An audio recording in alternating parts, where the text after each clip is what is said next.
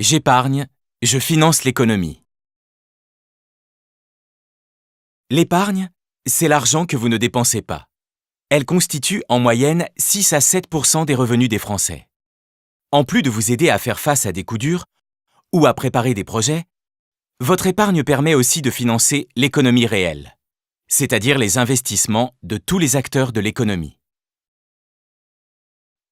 En fonction des placements choisis, la finalité de votre épargne est différente.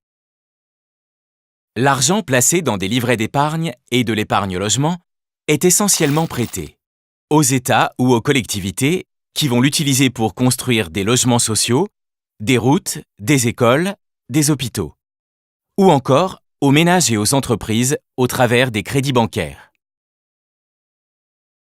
L'épargne investie dans les marchés financiers permet aussi aux entreprises de financer leur croissance, mais sans avoir recours au crédit bancaire. L'argent peut être investi en bourse via des organismes de placement collectif ou par l'achat de titres en direct.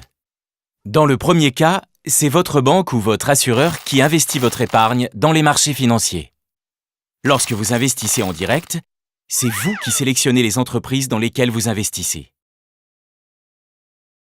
Si votre épargne est investie en actions, vous êtes propriétaire d'une partie du capital de la société et lui donnez les moyens de se développer, d'acheter des équipements, de recruter, d'innover.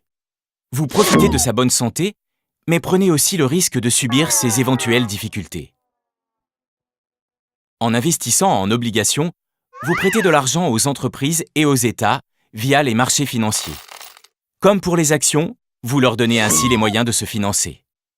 Ce placement, dont la valeur fluctue en fonction du marché, génère des intérêts et votre capital vous est remboursé à l'échéance, sauf faillite ou difficulté financière de l'entreprise.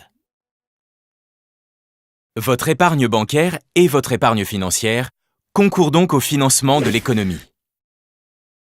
Intéressez-vous à ce que devient votre épargne, afin de financer les projets qui vous tiennent à cœur.